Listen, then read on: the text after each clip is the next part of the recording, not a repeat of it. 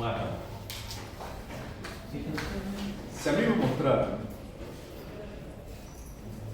20 videos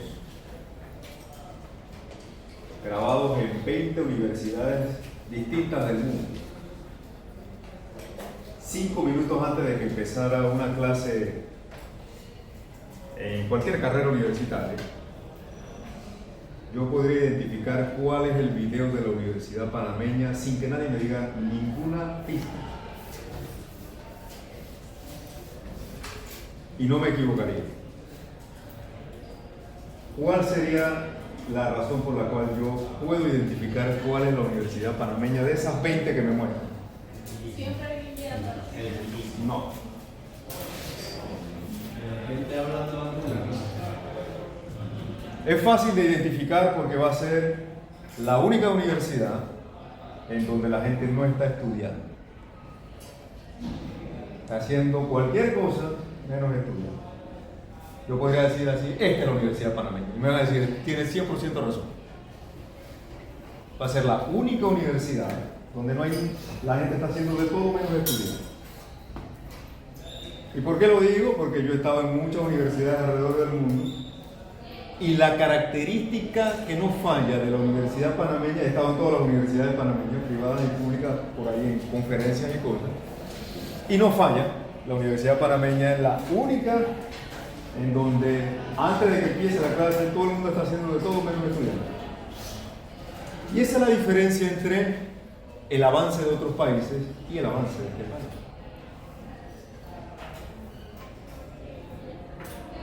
Usted sabe que esta universidad se sostiene ¿con qué se sostiene esta universidad? No diga que con lo que paga usted de matrícula, porque eso es, ¿verdad?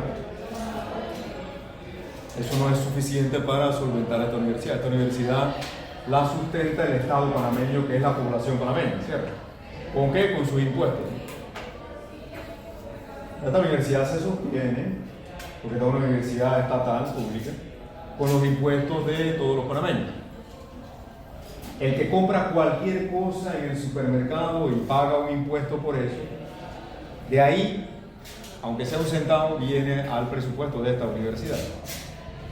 O sea que hasta el que no tiene una profesión allá afuera, basta con que compre algo y está invirtiendo en la educación suya. O sea que todos los panameños invierten en la educación suya. ¿Qué tal si le decimos a esa gente lo que pasa aquí realmente con ese dinero que está invirtiendo? ¿Cómo cree que lo tomaría?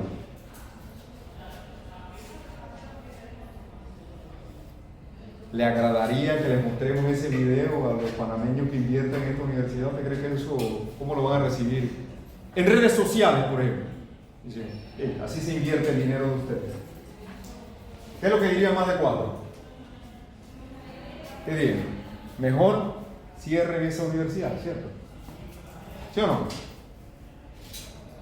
¿A usted le parece que esa sería una reacción prudente? Pues si le mostramos ese video, no es lo que está sucediendo ahorita no, ahorita yo estoy empezando a dar una clase, pero si hiciéramos una sumatoria de los minutos perdidos, eso daría un número importante, créanme. Entonces, procure invertir bien su tiempo. Tiempo es uno de los recursos que no se recupera. Un recurso no renovable. Los 5 minutos que ya pasaron hace 5 minutos no van a volver más nunca. ¿Qué hizo usted en esos 5 minutos? Y pudo haber aprendido algo, ¿verdad? A mí me ponen un problema, yo en 5 minutos lo resuelvo. Y usted puede aprender algo. ¿Okay? Entonces invierta bien su tiempo. Se lo digo como un consejo. ¿Okay? Ojalá llegue el día en que me ponen un montón de videos y yo digo, esta es la Universidad Panameña porque es la universidad donde todo el mundo está estudiando antes de que empiece la clase. Eso sería bueno, eso sería provechoso. Ok, vamos a iniciar. Gracias por asistir a esta clase de recuperación. ¿Alguna pregunta antes de empezar? ¿Dudas, consultas?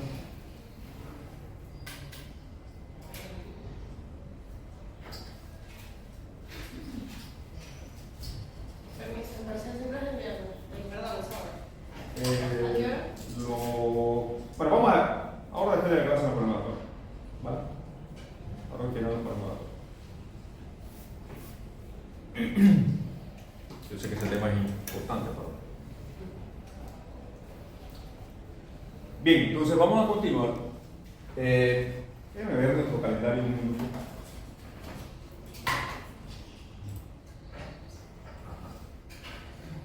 Sí, habíamos dicho que íbamos a modificar la fecha para el 7.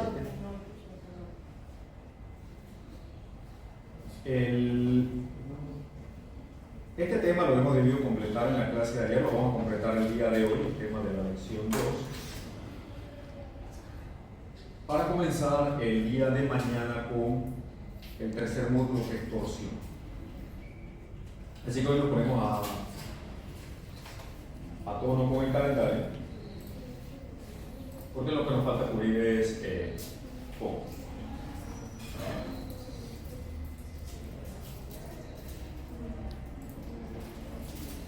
Muy bien.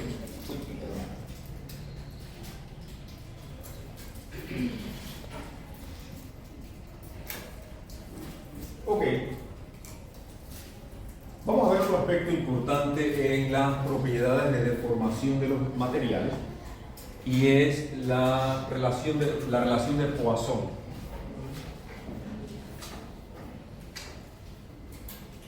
La relación de Poisson es una propiedad de los materiales. Si usted observa, por ejemplo, lo que ocurre con una liga de esas de hule, que usted utiliza de repente para amarrar cosas, un rubber band de esto. Si usted la estira, vamos a suponer que la tenemos aquí, una liguita de esto.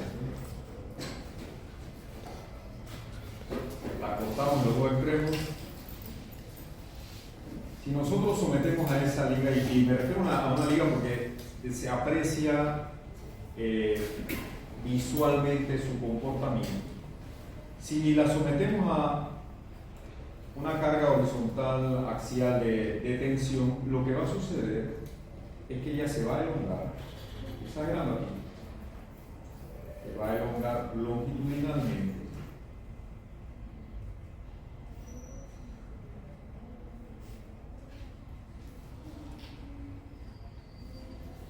Pero a nivel transversal se va a cortar, ¿cierto? Usted toma una liga de esta o toma un elástico de ropa y usted lo estira, usted va a notar que en el sentido transversal se acorta, ¿cierto? ¿Ya ha visto eso? Eso es un efecto de los materiales en los cuales, a pesar de que yo le estoy aplicando una carga axial, él va a deformarse también en el sentido transversal.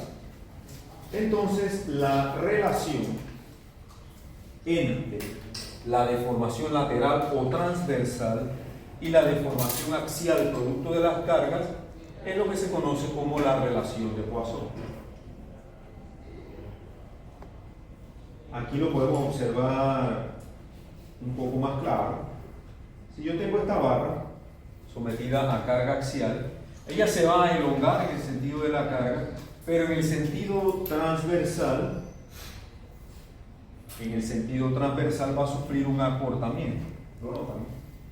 Aquí la barra axialmente se va a elongar, pero en las otras direcciones transversales va a sufrir un acortamiento. Entonces, de este tamaño original que ella tenía, no solamente va a ocurrir deformación longitudinal, sino también lateral o transversal. Y la propiedad que define cuánto se deforma transversalmente un elemento bajo carga axial es la relación de Poisson representada por la letra griega nu. La letra griega nu. Entonces, si observamos, si tomamos un elemento diferencial aquí, yo tomo un punto en cualquier lugar de esta barra, un punto o un cubo tridimensional, ese elemento dentro de la barra va a estar sometido a un esfuerzo axial en el sentido X, producto de la carga P aplicada. P entregada va a ser el esfuerzo, ¿no? El área de la sección transversal. En el otro sentido, fíjense, en el sentido Y, en el sentido Z no hay esfuerzo aplicado porque esas caras superior y lateral están libres de esfuerzo. ¿Sí?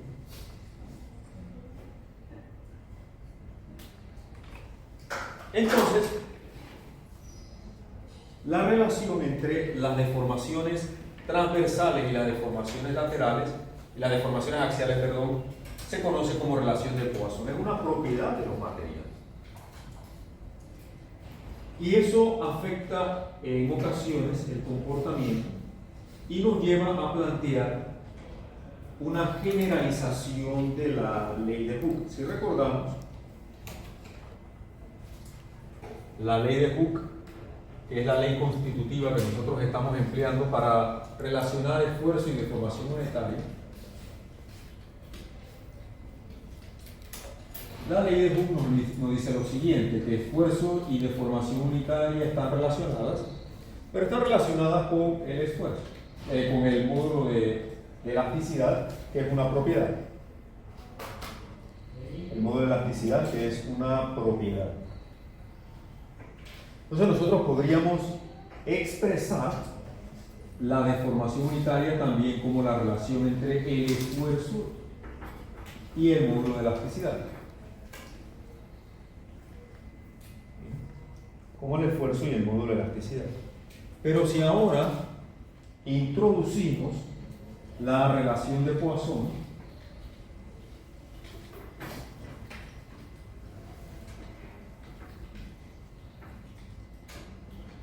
podemos extender o podemos ampliar el rango de acción de la ley de Hooke incorporando deformaciones en los otros ejes.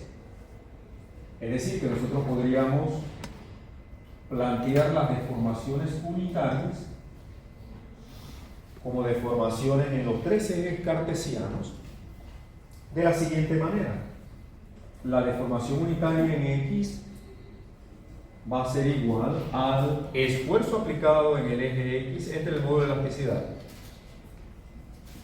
Pero si incorporamos la ley de Hooke y tenemos un elemento en donde, además de los esfuerzos en X, también tenemos esfuerzos en Y, esfuerzos en Z, e incorporamos la relación de Poisson en donde es lo que se deforma lateralmente un elemento entre su deformación axial con valor absoluto, deformación lateral sobre deformación axial,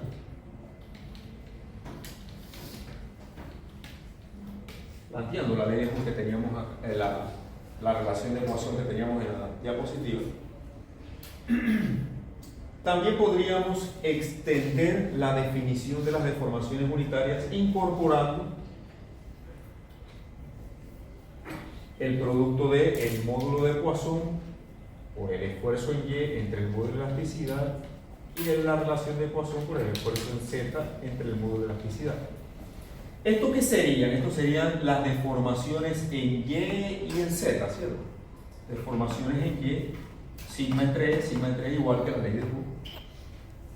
Entonces eso quiere decir que cuando yo tengo esfuerzos, también en las otras direcciones, esos esfuerzos van a producir deformaciones unitarias en el sentido estudiado con la relación de Poisson.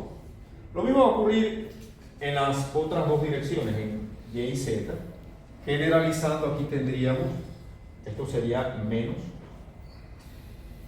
Ahora les explico por qué se debe el signo negativo. Sigma Y entre E, nu por sigma Z entre E. Es la misma expresión, solo que en la dirección Y. Y en la dirección Z sería menos nu, sigma X entre E, menos nu, sigma Y entre E, más sigma Z entre E. El signo negativo obedece a que cuando nosotros aplicamos tensión en un elemento, esfuerzo de tensión, se produce elongación en un sentido y contracción en el otro. Si lo que aplicamos es compresión, vamos a tener contracción en un sentido y expansión en el otro. Si tenemos el caso, por ejemplo, de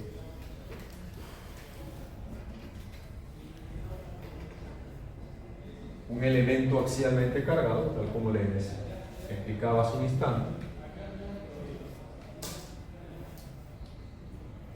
este elemento siendo sometido a esfuerzos de tracción, él se va a deformar axialmente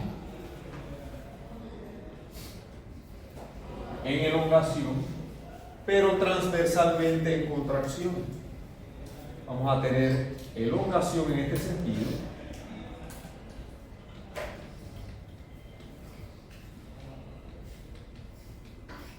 pero en el sentido transversal vamos a tener contracción.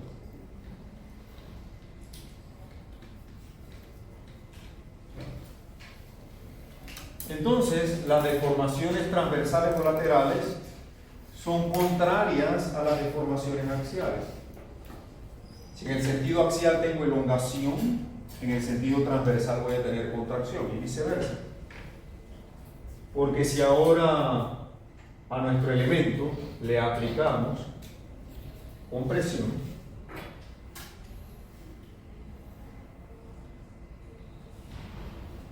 ahora a nuestro elemento le aplicamos compresión, va a ocurrir lo opuesto. En el sentido axial se va a contraer, en el sentido axial ahora se va a contraer, va a haber una contracción.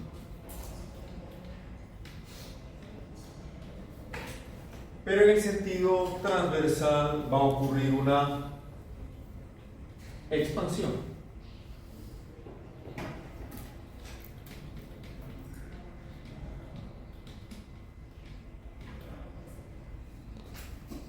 Si le aplicamos compresión, él se va a expandir en el otro sentido.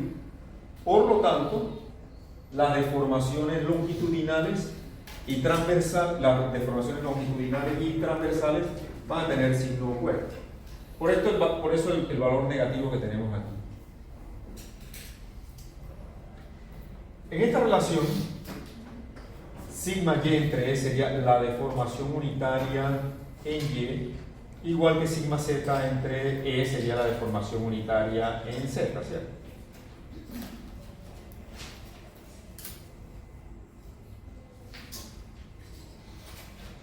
Entonces, si yo tengo una deformación axial en X, esa deformación axial se va a ver modificada si también tengo esfuerzos actuando en la dirección Y y en la dirección Z. Entonces, lo que tenemos aquí es la ley de Hooke generalizada,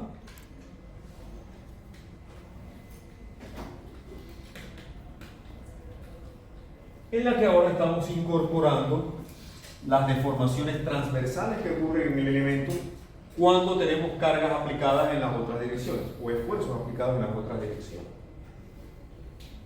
Entonces es una ley de Hooke extendida, expresada en términos de las deformaciones unitarias.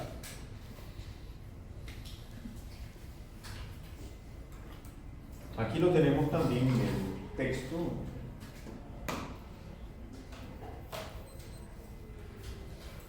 En donde lo que estamos haciendo es aplicar el principio de superposición,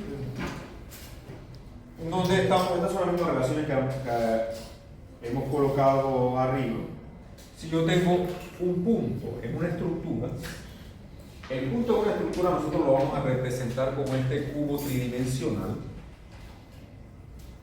pero en realidad ahí estamos analizando un punto dentro de la estructura.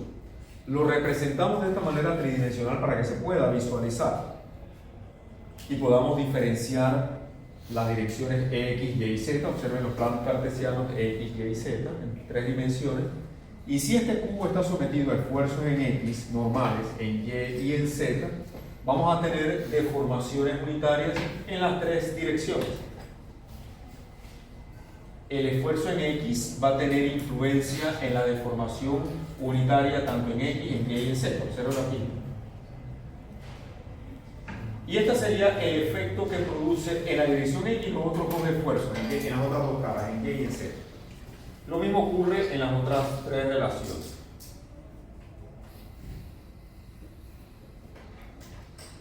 Hasta el momento hemos visto la ley de Hooke hasta aquí. Esfuerzo entre módulo de elasticidad. Ahora que estamos incorporando lo que ocurre a nivel transversal, podemos extender la ley de Hooke y representarla también como el efecto de las deformaciones que ocurren por los esfuerzos en las otras caras. La relación de Poisson, igual que el módulo de elasticidad, son propiedades del material. Cada material tiene un módulo de elasticidad, una relación de Poisson, que son características de dicho material. Eso quiere decir, si analizamos este punto o este cubo, que nosotros con las deformaciones unitarias también podríamos calcular, además de las deformaciones que ocurren en las caras de un elemento, podríamos calcular también su cambio de volumen. Cuánto cambia el volumen de un material sometido a esfuerzo. Y eso es importante para propósitos de diseño también. Entonces, si yo tengo un cubo de dimensiones unitarias, aquí tengo un cubo cuyas dimensiones son 1 por 1 por 1, que puede ser 1 centímetro, 1 pulgada, 1 pie, cualquier dimensión longitudinal pero unitaria. El cambio de volumen que él experimentaría, el volumen que esto tiene, es un volumen unitario. Si nosotros calculamos el volumen de este cubo, ese volumen va a ser igual a 1 al cubo, que es un volumen unitario. Volumen unitario.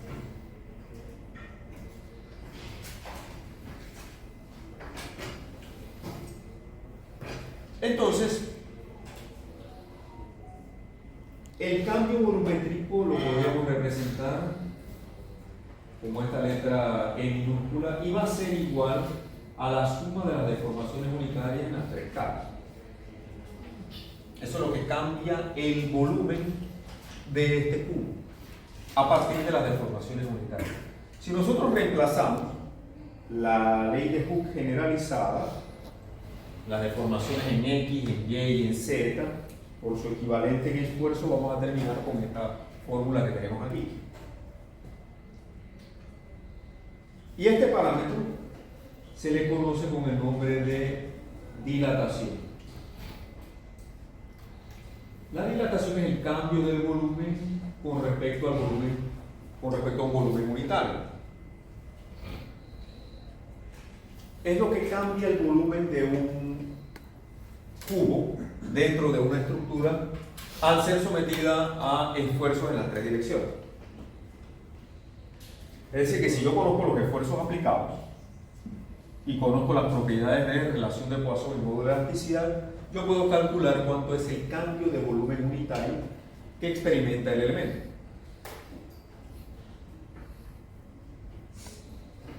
Si yo tengo un punto dentro de una estructura y todos estos esfuerzos son iguales, ahí estaríamos en presencia del fenómeno de presión hidrostática, que es algo que ustedes en la mecánica de fluidos van a utilizar bastante. Para ir introduciéndonos un poco a la hidrostática, si nosotros tenemos un cuerpo sumergido en un fluido, vamos a suponer que yo tengo una película de agua,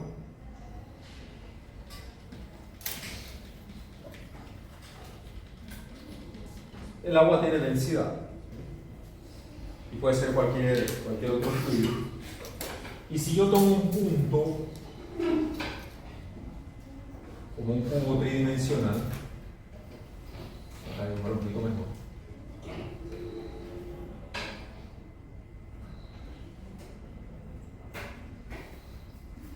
a cualquier profundidad h cualquiera dentro de ese fluido, una característica de los fluidos es que a cualquier profundidad el fluido aplica un esfuerzo que es igual en todas las direcciones. Es decir, que aquí a una distancia dada o a cualquier profundidad, nosotros nos vamos a encontrar con un estado de esfuerzo donde las presiones son iguales en todas las direcciones. En nuestro plano cartesiano, si este es nuestro eje X, Este es nuestro eje Y y perpendicular al tablero tendríamos el eje Z. Aquí estaríamos viendo el esfuerzo en la dirección X, el esfuerzo en la dirección Y y el esfuerzo en la dirección Z. En las tres direcciones, ¿no? Cada uno de estos esfuerzos apunta a los ejes cartesianos X, Y, Z que nosotros conocemos de cálculo.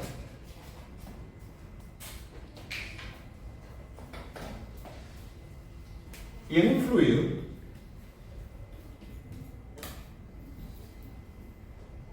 todas esas presiones son iguales. Y podríamos llamarle P. Son idénticas, todos son iguales. Y a mayor profundidad, si alguna vez ha practicado natación y se ha sumergido en una piscina, en el mar o un río, te va a ver que mientras más desciende, mientras mayor usted desciende en profundidad, mayor la presión que usted experimenta, sobre todo en las áreas sensibles como los oídos y demás. ¿Okay? A medida que usted desciende en profundidad, va a experimentar un incremento de la presión y eso se debe a la densidad del fluido.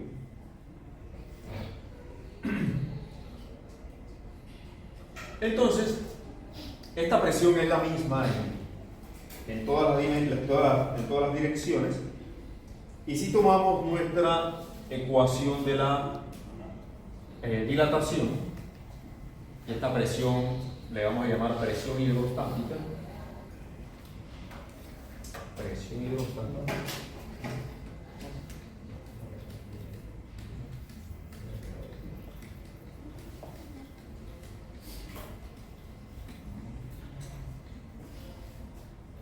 Hidrostática porque el fluido está en reposo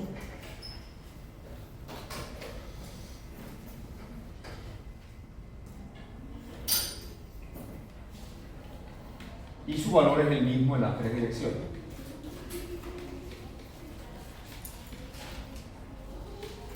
Esto es propio de los fluidos, por ejemplo el agua. El agua tiene esa propiedad donde la presión que ella transmite en todas las direcciones de la misma.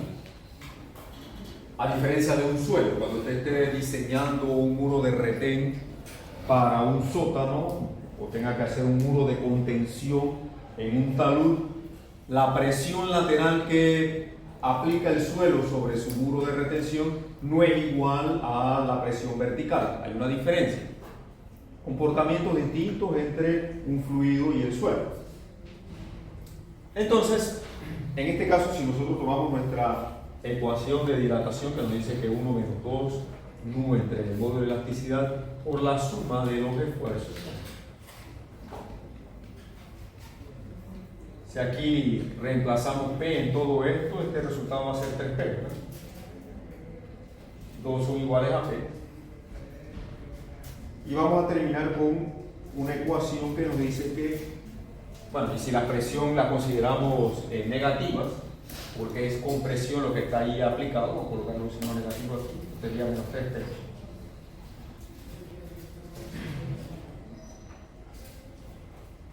Entonces, en nuestro caso, al hacer eso, voy a regresar a la pizarra. Terminamos con esta relación, en donde aquí podríamos agrupar el binomio del denominador con el denominador del módulo de elasticidad. Podemos agrupar esto en una sola propiedad que se conoce como módulo volumétrico. Aquí es representada como la letra K. El módulo volumétrico es el inverso de este parámetro, es decir, es la relación entre el módulo de elasticidad y la relación de Poisson. Las dos son propiedades. Entonces observe aquí algo interesante. De esta relación yo puedo obtener matemáticamente cuáles son los límites de la relación de Poisson. El mínimo valor que puede tener la relación de Poisson sería 0.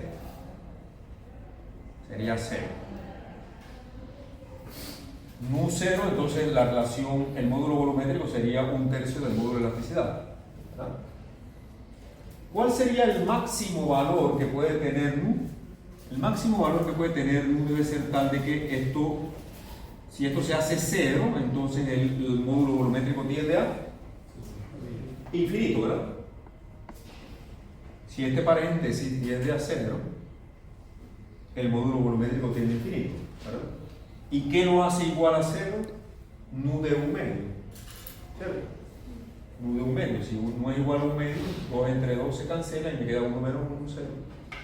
Entonces, no existe material en la naturaleza que tenga un valor de relación de Poisson de 0.5. Por lo tanto, la relación de Poisson en términos físicos va a estar entre 0 y 0.5. Esos son los valores posibles de la relación de Poisson.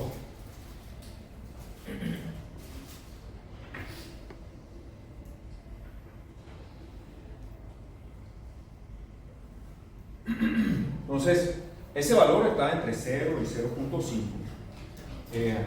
Algunos metales como el acero se conocen muy bien su relación de Poisson, que es 0.3, 0.33, dependiendo. Algunos cauchos muy duros, tienen una relación de Poisson cercana a 0.5, 0.49, 0.48 por ahí. Pero el valor de la relación de Poisson está establecido por el módulo volumétrico entre 0 y 0.5.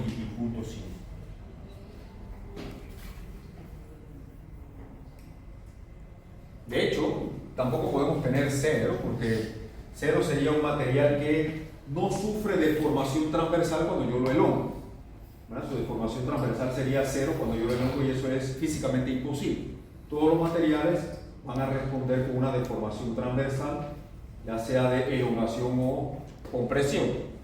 Así que ningún material va a tener valor de 0, así como ningún valor puede llegar a tener 0.5. Idealmente, un material con una relación de Poisson de 0.5 sería un material incompresible. Incompresible significa que yo no lo puedo hacer cambiar de volumen, el volumen no cambiaría, cosa que es prácticamente imposible. Solamente algunos cauchos muy duros tienen esa relación de Poisson casi de incompresible, pero son límites ideales. Por eso el valor va a estar, no va a ser nunca 0 ni tampoco va a ser 0.5, va a estar entre esas dos fronteras.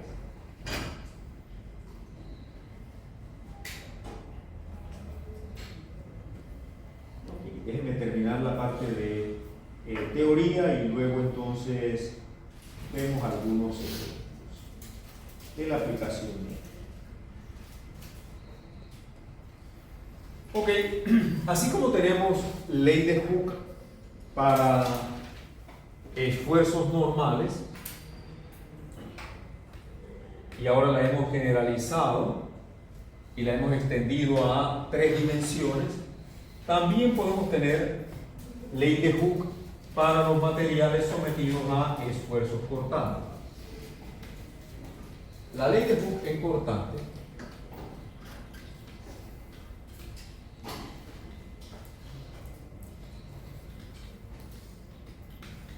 va a representar una relación también entre esfuerzo, pero ahora cortante, y la deformación unitaria en cortante, que le vamos a llamar gamma. Deformación unitaria en cortante. Y así como para materiales sometidos a esfuerzos normales, vamos a tener la misma forma de ecuación para los materiales sometidos a esfuerzo cortante, solo que aquí ahora vamos a tener una propiedad que le vamos a llamar módulo de cortante. Es la misma forma. Aquí tendríamos esfuerzos cortantes. A este módulo lo conocemos como módulo de cortante.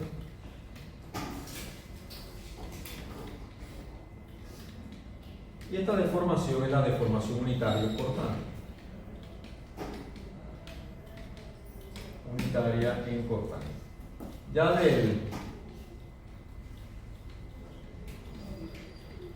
de los esfuerzos cortantes hemos hablado.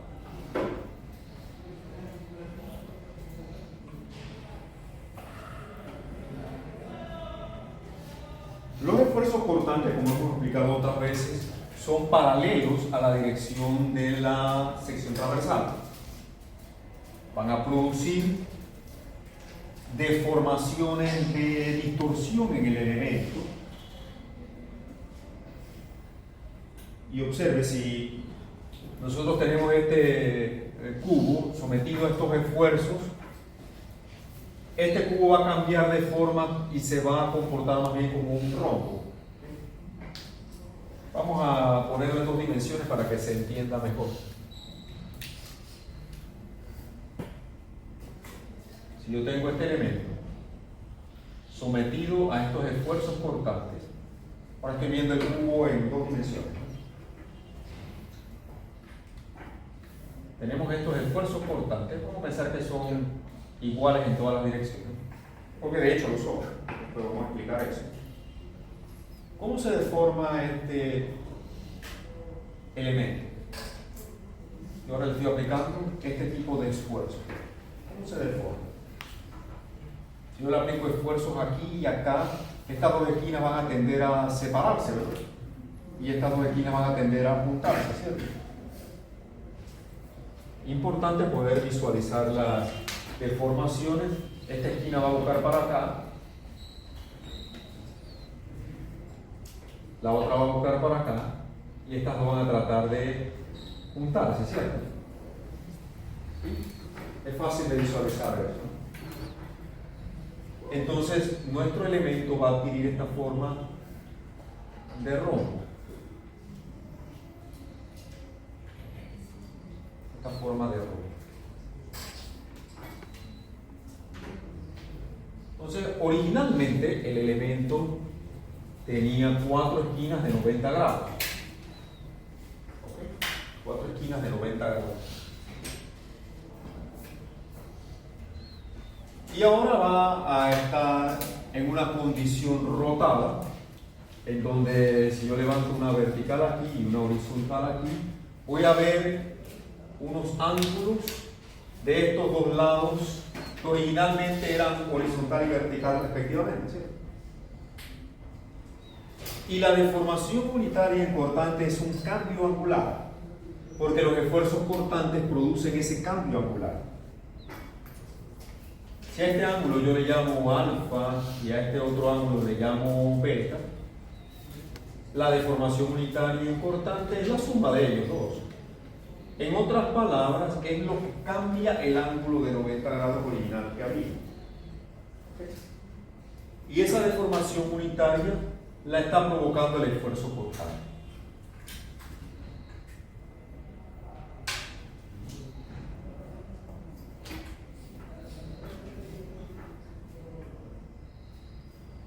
Y aquí lo podemos ver en 3 dimensiones, en el elemento este tridimensional, aquí lo estamos viendo, ¿no? El ángulo original era 90 grados, pi medio, para hablar en radian. Radian es una mejor forma de medir ángulos que los grados, pero eso vamos a ver en detalle después. Entonces, lo que cambia este ángulo originalmente era 90 grados, aquí se ve incrementado en una cantidad gamma, que es la deformación importante, y aquí se ve reducido en la misma cantidad. Es decir, de un lado yo tengo un ángulo que originalmente era de 90 grados, un ángulo recto ahora pasa a ser un ángulo obtuso, y el otro ángulo que antes era recto ahora pasa a ser un ángulo agudo, menos de 90 grados. Igual que teníamos aquí en la pizarra nuestra descripción, ¿no? Este ángulo de acá ahora pasa a ser un ángulo obtuso, mientras que este ángulo ahora pasa a ser un ángulo agudo. Ese cambio angular se conoce como deformación unitaria en cortante. Entonces, los esfuerzos normales producen deformaciones normales de elongación o de compresión. Los esfuerzos cortantes van a producir deformaciones unitarias angulares.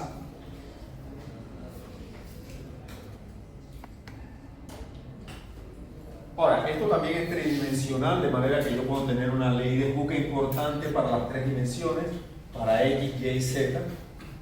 Y el módulo que relaciona el esfuerzo cortante con la deformación unitaria cortante se conoce como módulo de cortante, tal como había escrito en la pizarra, o también como módulo de rigidez. Es preferible utilizar el término módulo de cortante, es más empleado en la ingeniería estructural, el módulo de cortante.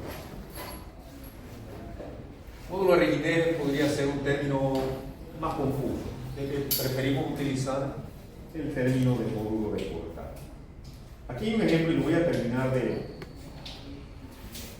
plantear las relaciones. Esto solamente, bueno, ahí hay algo de texto que lo voy a ignorar, voy a ir directamente a la relación que nos permite plantear las tres propiedades que acabamos de estudiar.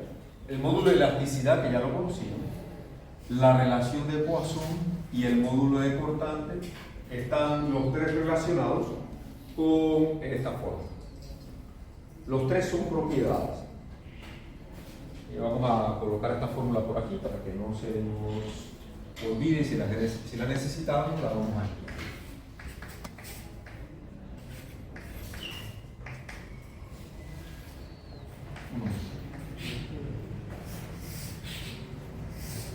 Vamos a tenerla por allí de referencia. Las tres son propiedades de los materiales. Es decir, así como tenemos un módulo de elasticidad, también vamos a tener un módulo de cortante y una relación de Poisson. Por ahí, como la relación de Poisson es un número pequeño, entre 0 y punto 5, difícilmente vamos a llegar a punto 5, vamos a estar con el punto 3 en algunos casos. Esto suele ser bastante bajo. Entonces, se tiende a pensar de que el módulo de cortante es aproximadamente la mitad, si uno ignora esto, es aproximadamente la mitad del módulo de elasticidad, por ahí anda, por ahí cercano a la mitad. Es decir, que si en el acero esto es 29.000 KSI o 29 millones de PSI, esto va a estar por el orden de 11, 12 KSI, por ahí. 11 por 10 a la 6 PSI. Por ahí puede estar. De hecho, es 11.2 para el acero. Según un número bastante rápido, podría utilizarse como que el módulo de cortante es la mitad del módulo de elasticidad. Por ahí aproximadamente va a ser. Va a ser un poquito menos, pero es un parámetro de referencia. Ok. Bueno, esa es toda la teoría que tiene esto.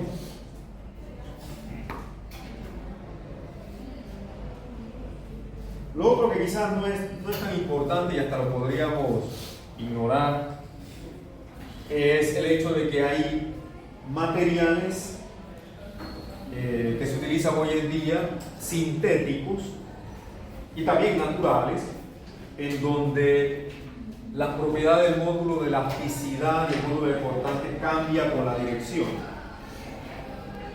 Por ejemplo, las fibras de carbono o los materiales de fibra para refuerzo que forman láminas o fibras, tienen módulos de elasticidad distintos en las tres direcciones. Y hay materiales como las fibras de carbono, la fibra de vidrio, la madera, que es un polímero natural, no tiene las mismas propiedades de rigidez en ambas direcciones, en las distintas direcciones. Entonces aquí tenemos que tener cuidado cuando empleamos este tipo de materiales, pero ya estos son temas más avanzados. Yo aquí no voy a profundizar mucho, esto no es como para ilustrar. Y también lo de la concentración de esfuerzos producto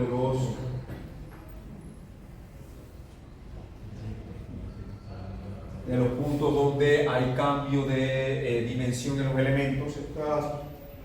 Esto lo vamos a ver más en detalle en cursos como estructuras metálicas. Así que estos dos temas yo los voy a pasar por alto. El principio de Saint-Venant aplicado y la concentración de esfuerzos en agujeros. Y de esta lección realmente me voy a concentrar hasta aquí, hasta la relación que hay entre el módulo de elasticidad, el módulo portante y la relación de Poisson.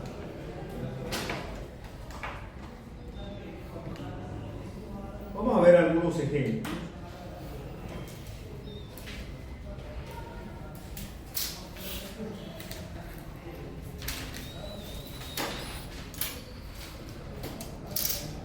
De tanto la ley de Hooke generalizada como de las deformaciones por portante, módulo volumétrico y todo eso. Bueno, estos dos ejemplos en realidad están ahí, ustedes lo pueden revisar a paso lo que debe hacerse. Yo preferiría practicar algunos ejemplos del libro, algunos problemas para aprovechar, ya eso está ahí, que lo pueden estudiar. Quisiera resolver algunos problemas de aplicación del libro para ilustrar estos últimos dos temas que hemos visto: la ley de Hooke generalizada y los esfuerzos portantes, las deformaciones por portante. Déjenme entrar a ver el libro. Aquí, esto puede ser.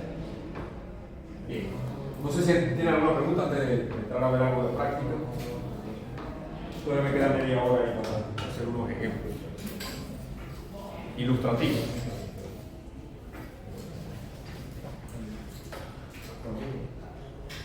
Igual estas cosas siempre se aclaran mejor con ejemplos. La parte de teoría de esto es bastante corta porque suelen ser definiciones, como usted ha visto, ¿no? Definiciones, y lo demás son aplicaciones.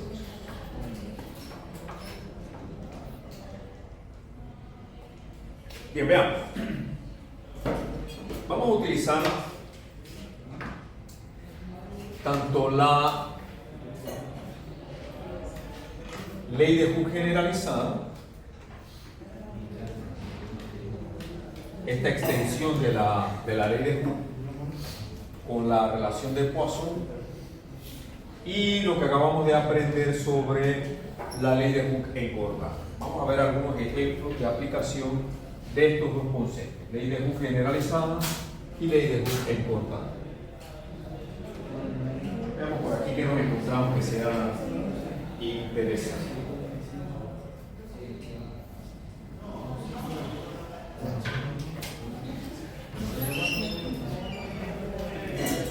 Este está bueno.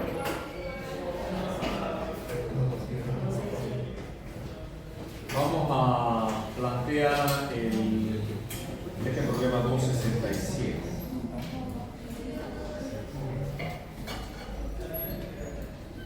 Bien, dice así: a la varilla de aluminio AD, esta varilla que está aquí es de aluminio, se le ajusta una coraza. Una coraza es como una camisa que se le ha puesto a esta varilla,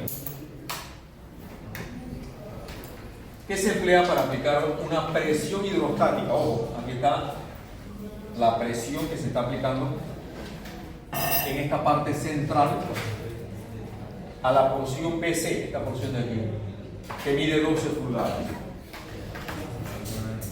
Si se sabe el módulo de elasticidad y la relación de Poisson del aluminio, determina el cambio en la longitud total del elemento AD y el cambio en el diámetro, en el punto medio de la varilla, aquí. Bueno, vamos a ver, vamos a aplicar, vamos a resolver este problema. Déjeme tomarle una foto y llevárnoslo para allá.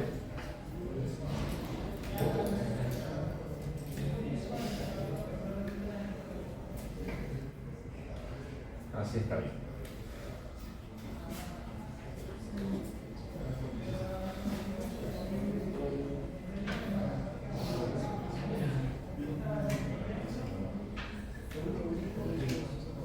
Okay. Vamos a revisar el enunciado nuevamente.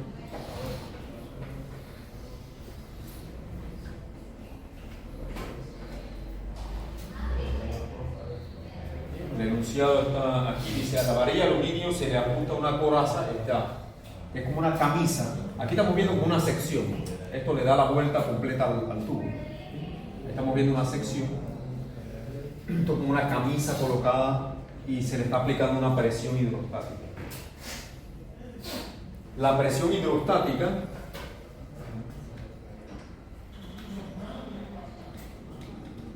es de 6.000 psi.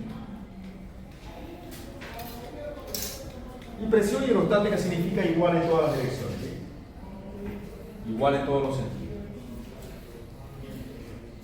¿Se conoce el módulo de elasticidad?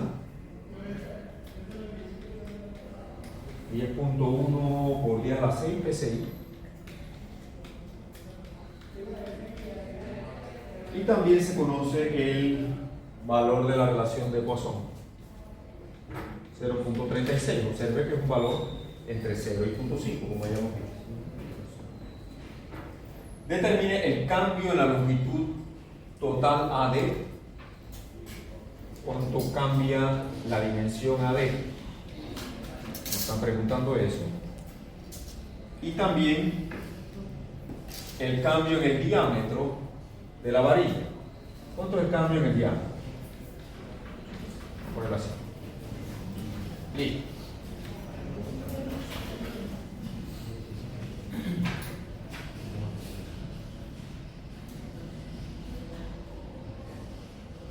Bien, entonces, esto es un medidor de presión realmente, lo que hay ahí.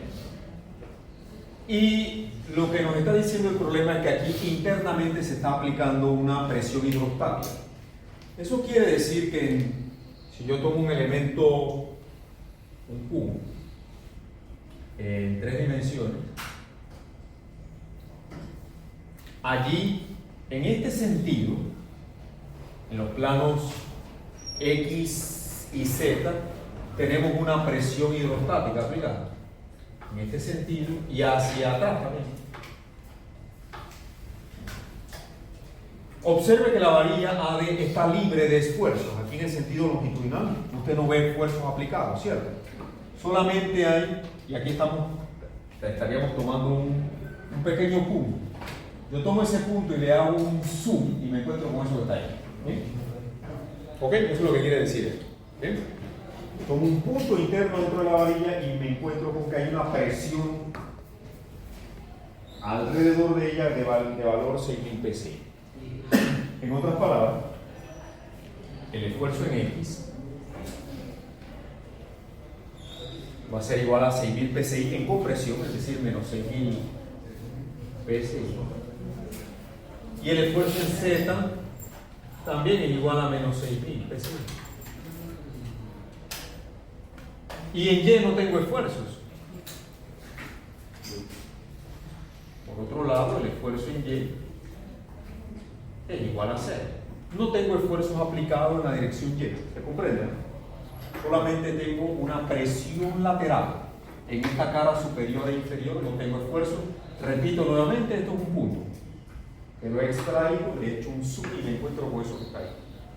La ley de Hooke generalizada nos dice que, vamos a plantear, la deformación unitaria en X es sigma X entre E menos mu por sigma Y entre E menos mu por sigma Z entre E. Ustedes tanto usar esto se aprende un poco de fórmulas en la ingeniería. El esfuerzo en Y es 0. No tengo esfuerzo ahí. Y tengo que el esfuerzo en X y en Z ambos son iguales a menos 6.000 psi. El módulo, la relación de Poisson es 0.36 y esto es 10.1 por 10 a la 6.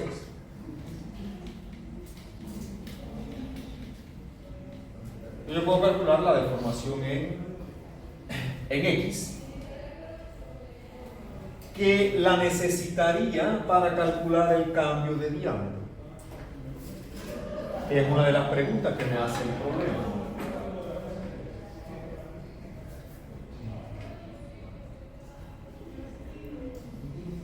Para conocer cuánto cambia la longitud de la barra, yo tengo que calcular qué deformación unitaria.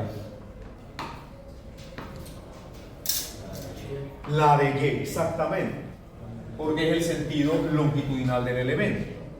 La deformación unitaria en Y sería igual entonces a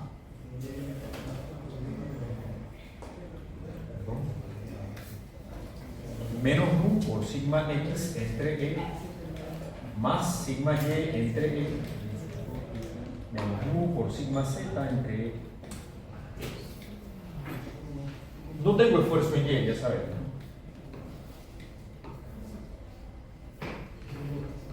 Entonces, con esta ecuación yo podría calcular la deformación unitaria en y. Voy a reemplazar los mismos valores, no los voy a reescribir porque son estos mismos que están acá. Y vamos a calcularlos directamente. Tendría 6000 entre 10.1 menos 0.36, menos por menos queda más, ¿verdad?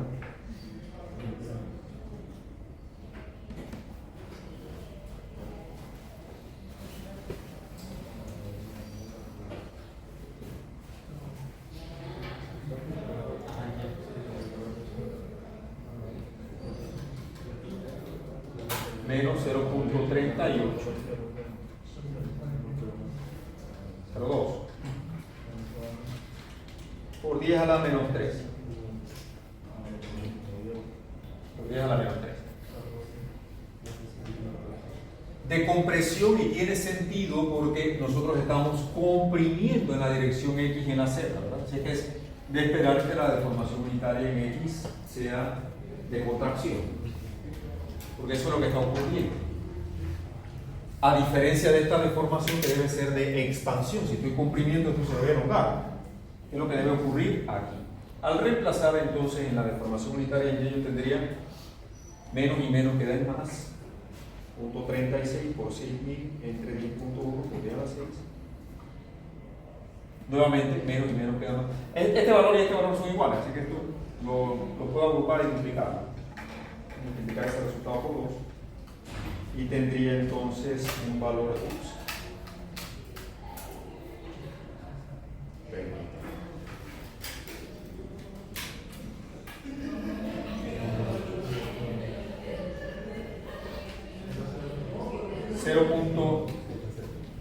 0.4277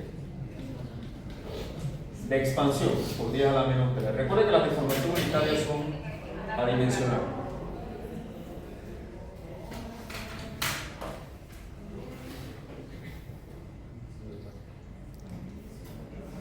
Lo que me están pidiendo es cuánto cambia la dimensión AD. En otras palabras, cuando yo aplico esta presión, cuánto se elonga la barra y cuánto se acorta el diámetro cuando aplico esta misma presión. Entonces yo debo con estas deformación unitaria calcular las elongaciones y las contracciones correspondientes.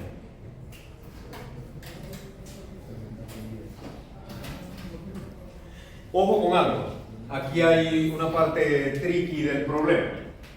Como todo problema no es tan, siempre hay una parte tricky ahí. La presión está aplicada entre los puntos B y C solamente. Bien, entonces el cambio longitudinal que va a ocurrir se va a dar aquí. Entre los puntos A y B y BC yo no tengo ningún tipo de esfuerzo aplicado. ¿Se ve? Porque la presión está en esta cámara que está enmarcada entre los puntos B y C. Aquí, entre C y D, no hay nada de esfuerzos aplicados, es decir, que este cambio de longitud no existe. ¿Se comprende? El punto AB, el segmento AB y el segmento CD, ninguno de ellos cambia de tamaño. Observen, ¿no? La presión está aquí. Entonces, lo que cambia de longitud la varilla AD va a ser igual a lo que cambia de longitud la varilla BC. Entonces, la longitud que debo emplear, recuerden la definición de, vamos a hacerlo acá, la definición de deformación unitaria es deformación entre longitud original, ¿cierto?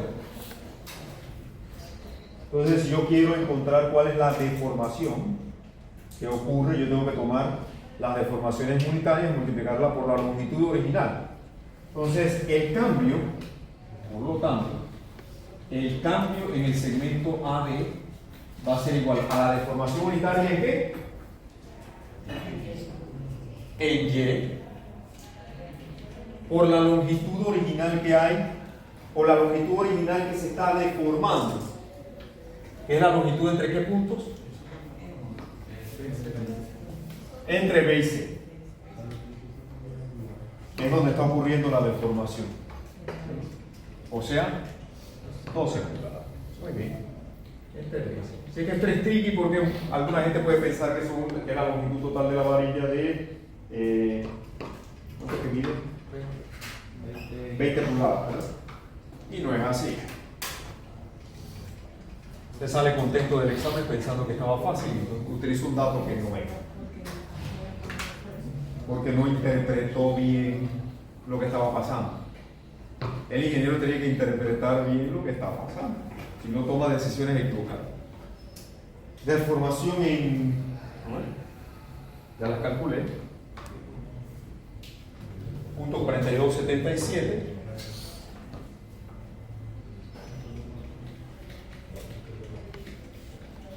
Con 10 a la menos 3. Y la longitud es 12 pulgadas.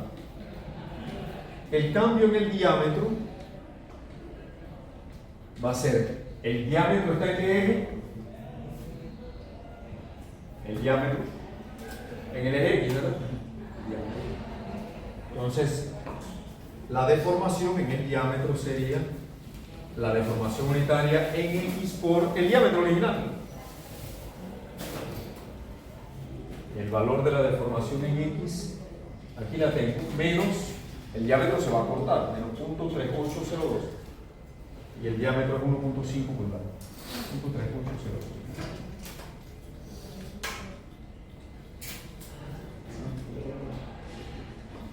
Y el diámetro es 1.5 pulgadas. Resultado. Eso quiere decir que el elemento AD se elonga 5.13 por 10 a la menos 3 pulgadas. Un poquitito, ¿no? Y el diámetro se acorta en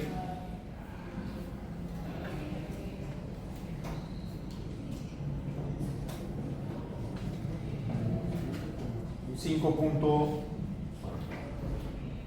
Menos 0.57 por 10 a la menos 3 pulgadas. Y eso concluye el problema. Sí. ¿Sí? ¿Preguntas?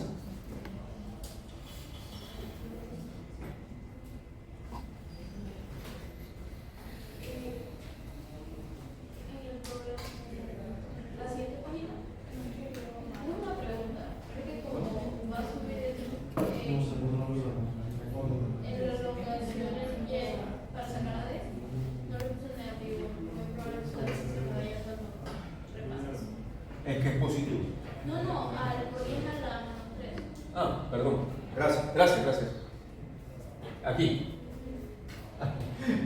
Gracias.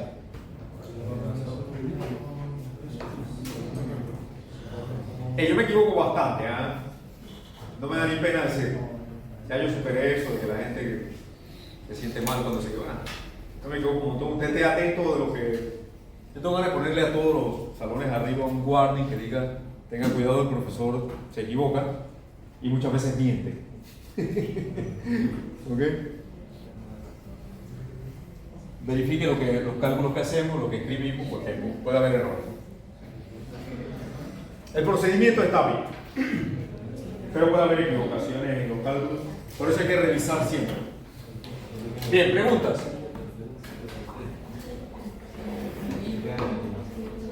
A ver, ¿qué más tenemos por aquí? Gracias por la observación. Bien. Vamos a ver qué más tenemos aquí.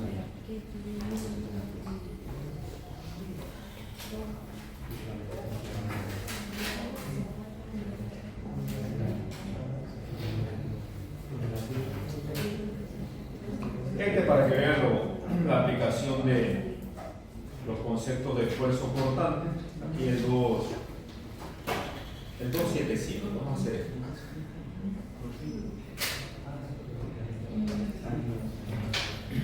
Vamos a ver.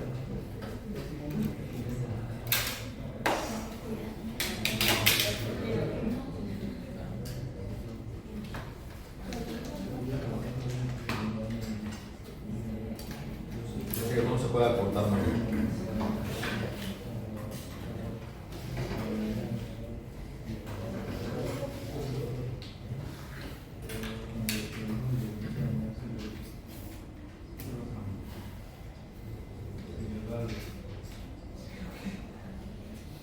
Vamos a hacer esto.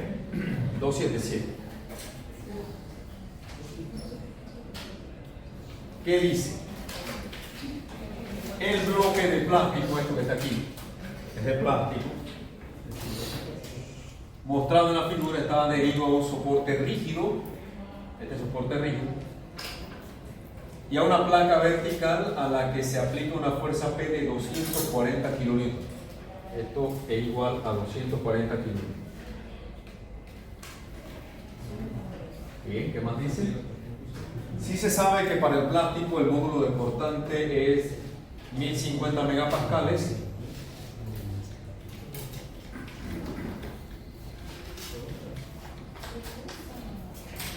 Determine la deflexión de la placa. ¿Cuánto se deforma esto? Vamos a llamarle desplazamiento vertical a lo que ocurre aquí. Ya, no hay más datos, esto es todo. Perfecto. Dimensiones en milímetros, dice.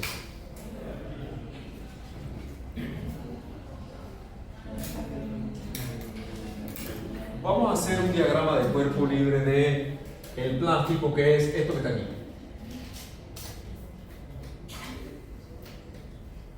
Esto está fijo a una pared y aquí hay una placa rígida desde la cual se está colgando una carga de 240 kilómetros.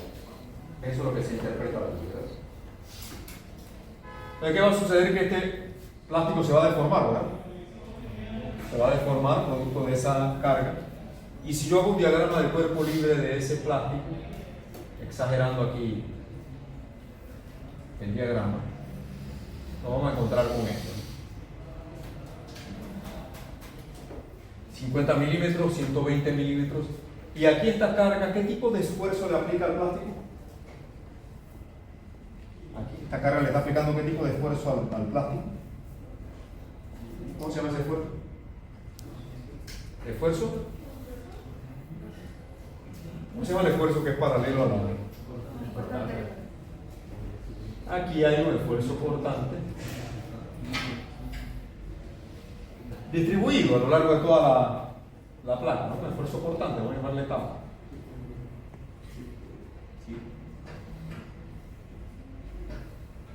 Y ese esfuerzo cortante va a ser igual a la magnitud de la carga, 240 kilonewtons, entre el área sobre la cual está ocurriendo ese esfuerzo. Esta área que voy a sombrear aquí en azul.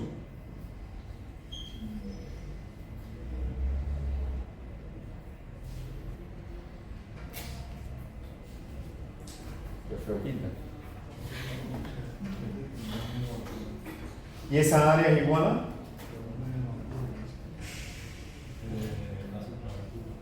O sea, 80 por 120 milímetros. 80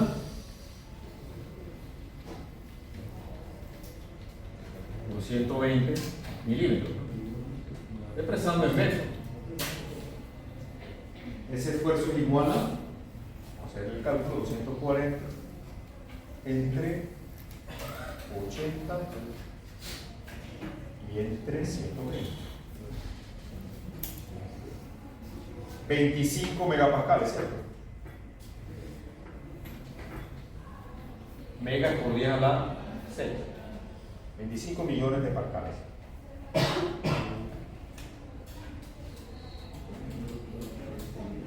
Voy a pararme ahora de frente para ver cómo se deforma el conjunto. En este sentido, tengo este apoyo, aquí está el plástico, y aquí tengo mi esfuerzo cortante aplicado. ¿Bien?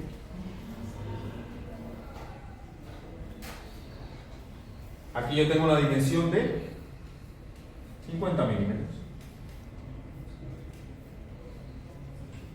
¿Y qué tipo de deformación va a producir esta carga en este elemento? Si esto está fijo de este lado, ¿qué va a producirse? ¿Cómo se deforma el conjunto? Vamos a tener aquí un desplazamiento vertical hacia abajo que hace esto, ¿verdad? ¿Sí o no? ¿Verdad? ¿Es evidente? Aquí tendría mi desplazamiento vertical que me está preguntando el problema. Y desde luego, en cortante, nosotros vamos a tener aquí nuestra deformación en cortante. La deformación angular, lo que cambia el ángulo original que teníamos. El ángulo original es 90 grados, ahora ha cambiado una cantidad gamma, producto del esfuerzo cortante. Obviamente aquí por acción y reacción yo voy a tener el mismo esfuerzo en el apoyo, pero lo que nos interesa es el cálculo que es igual a 25 megapascales. Ley de Hooke en cortante nos dice que el esfuerzo cortante es igual al módulo de cortante por gamma. Aquí tengo 25 megapascales, o 10 a la 6, y el módulo de cortante de este plástico es 1050 por 10 a la 6. Por lo tanto, gamma va a ser igual a lo calculado entre 1050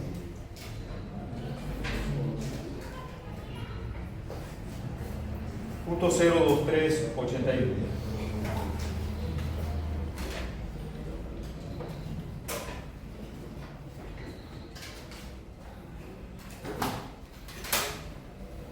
Teoría de deformaciones pequeñas. Aquí tengo un triángulo, ¿verdad? ¿Sí? ¿Cómo calculo V en este triángulo? ¿Cómo calculo V en este triángulo? ¿Cómo lo calculo?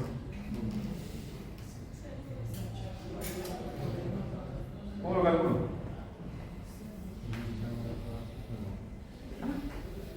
¿Cómo lo calculo? Tengo este ángulo, tengo este cateto, quiero este otro cateto. ¿Qué hago? ¿Ah? Sí.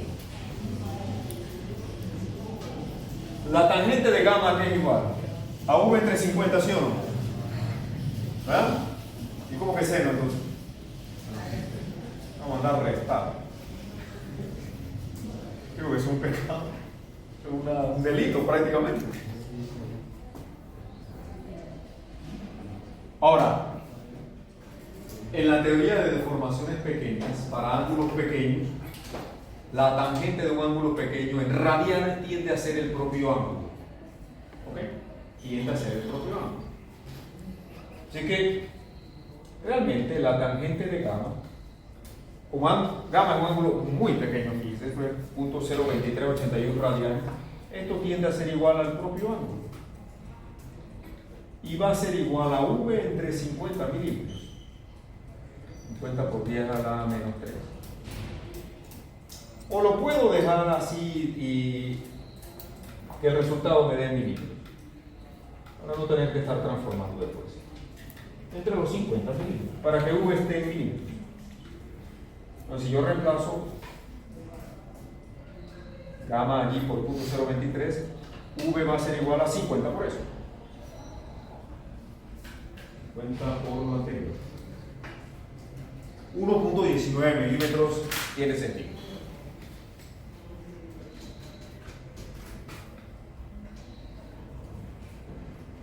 Y ese es todo el problema.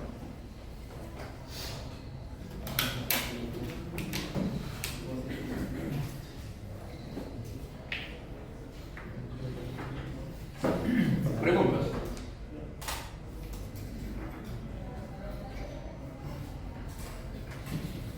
Digo que íbamos a dar hasta las 4:05, porque tengo 15 minutos, 10. Pregunta de esto. Vamos a hacer 3 problemas más. Creo que son unos con un par de pasitos ahí. Ya van a practicar yo con otro problema en un momentito. Si sabe lo que tiene que hacer, si no, te pierde el tiempo. Sea eficiente cuando estudia, no pierda tiempo. Fíjense, invierta bien su tiempo. Porque usted quiere llegar al fin de semana, poderse ir para la playa, poder ir al cine. Si no, entonces usted va a vivir esclavizado a esto y va a recordar su vida universitaria con horror. Como quizás ya la está recordando y nada más lleva un poquito de tiempo aquí. ¿Verdad?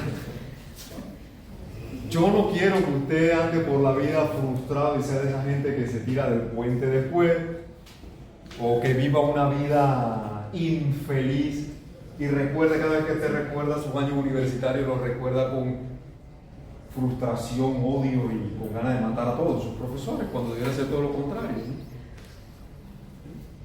Debería querer a sus profesores porque ellos entregan su vida para que usted aprenda algo y sea un profesional de éxito.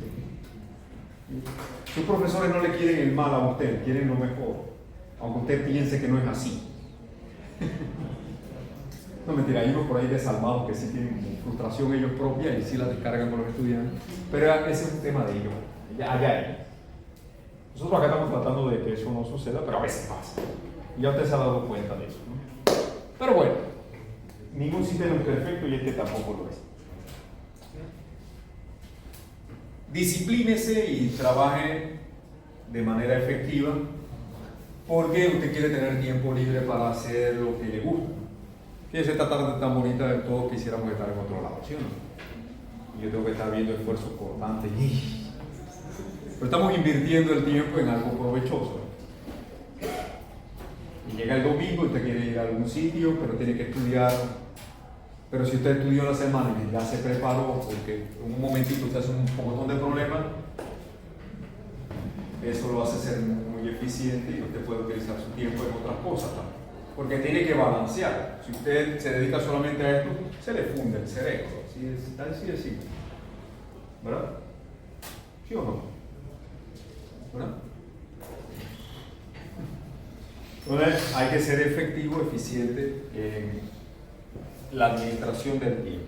¿Alguna pregunta de este problema? Vamos a hacer, creo que me da chance de hacer uno o dos más, por lo menos uno. Vamos a ver otro más por ahí.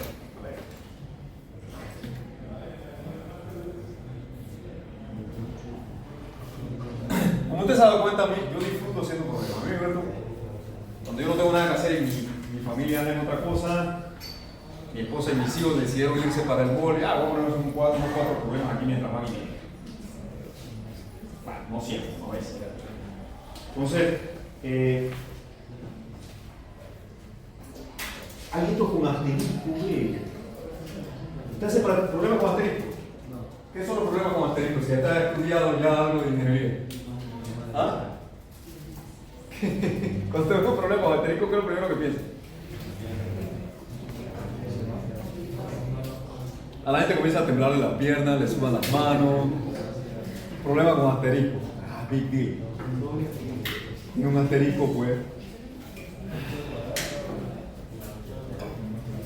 Vamos a hacer uno de estos que tiene asterisco.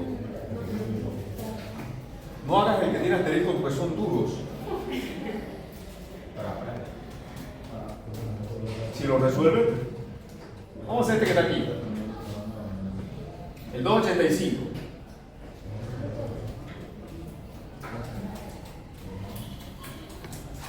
Se ve medio inofensivo, vamos a hacerlo. Pero tiene un asterisco por algo, será, vamos a ver. Determine la dilatación E y el cambio de volumen del tramo de 200 milímetros de la varilla mostrada en la figura.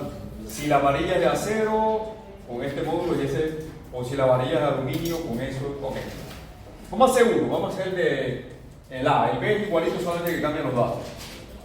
Vamos a traernos esa figura para acá. Foco.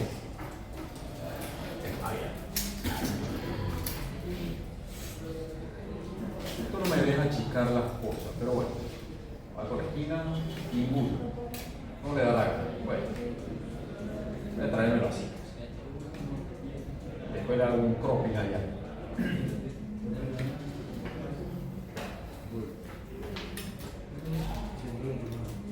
¿Qué pasó? Muy suave.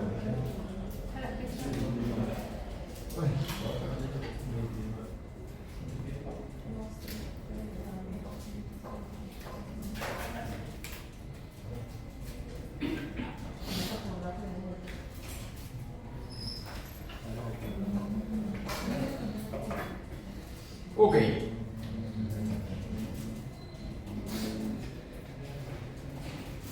Vamos a leer de nuevo. 285. Determine la dilatación E y el cambio de volumen. Miren esto.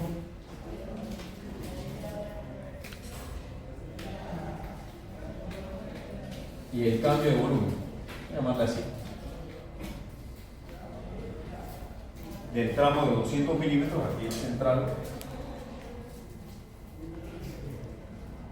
que la varilla mostrada en la figura. Si la varilla es de acero, voy a hacer la parte ganada. 200 gigapascales o de elasticidad.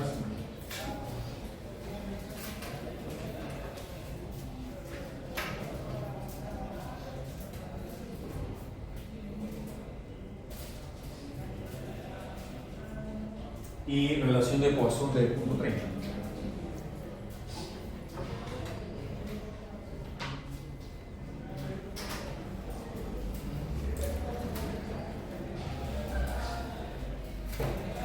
Eso tiene 22 milímetros de diámetro. Ok, vamos a trabajar.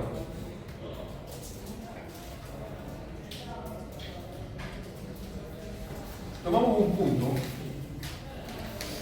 internamente dentro de esa barra y lo analizamos. Vamos a hacer un zoom ahí de ese punto.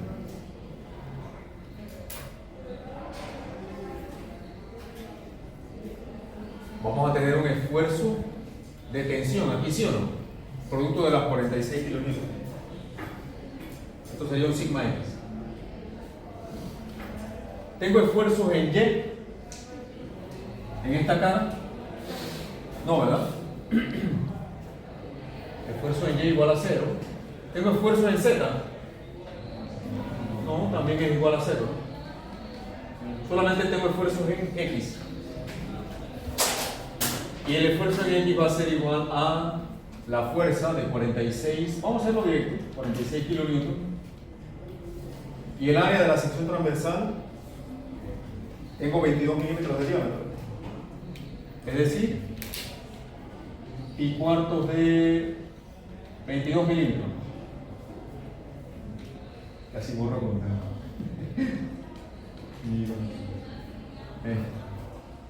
cuadrado va a. Ahora sí, vamos a calcular ese esfuerzo. ¿Cómo va a estar en megapascales? 46 entre 25 por 22 milímetros.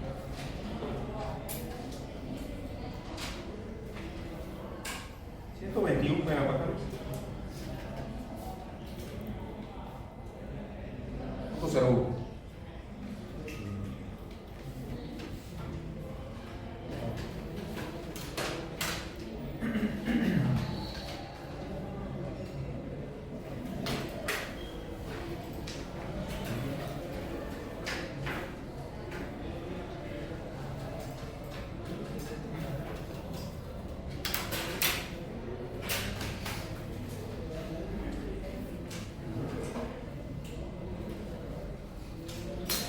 Podemos aplicar la ecuación de la dilatación aquí, que es lo que nos están preguntando.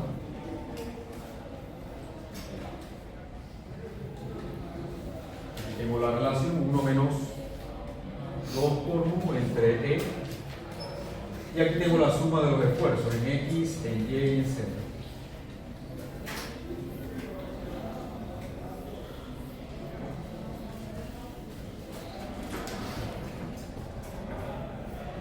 No veo por qué el asterisco y el pánico y el problema está jamón. Estos dos esfuerzos son 0.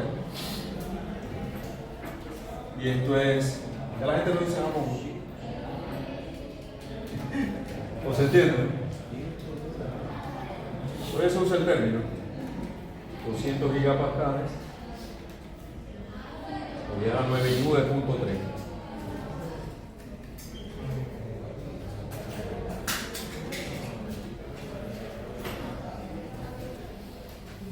Por, esto es 2 por punto 3 es punto 6, 1 menos punto 6 es punto 4. Recomendación, cualquier cálculo que usted pueda hacer mentalmente no lo haga en la calculadora, sino mentalmente. Mientras menos usted toca esto, menos se equivoca. ¿Verdad? Recomendación. Esto es lo mismo que punto 4, ¿sí o no? Entonces yo para qué voy a escribir todo eso si puedo escribir punto 4, ¿no? Punto 4 entre 200 gigapascales.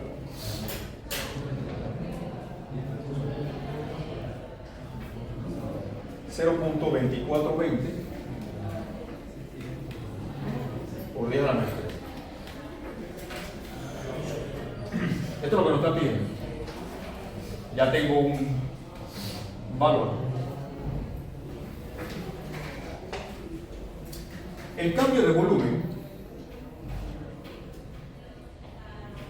lo podemos obtener sabiendo ya la relación, el cambio volumétrico.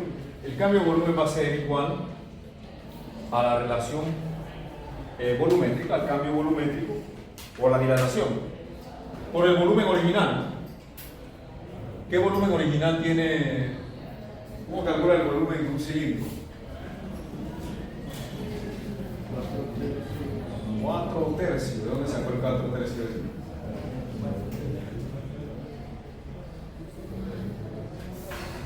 Ningún 4 tercios.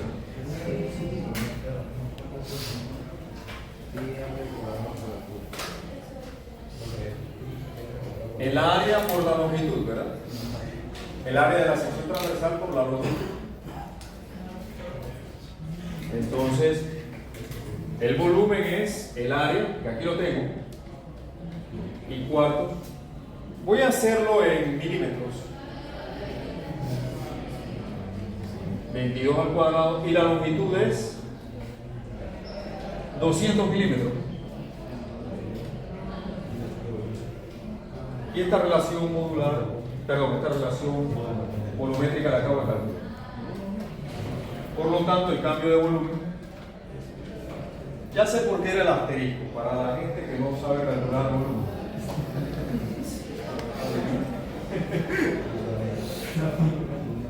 Por punto 25 por pi por 22 al cuadrado por 2.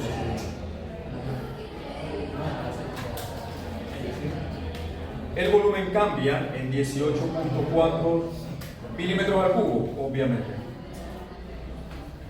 Es decir, que este volumen ha cambiado en 18.4 milímetros. Ha aumentado el volumen porque se produjo una erogación. ¿Preguntas?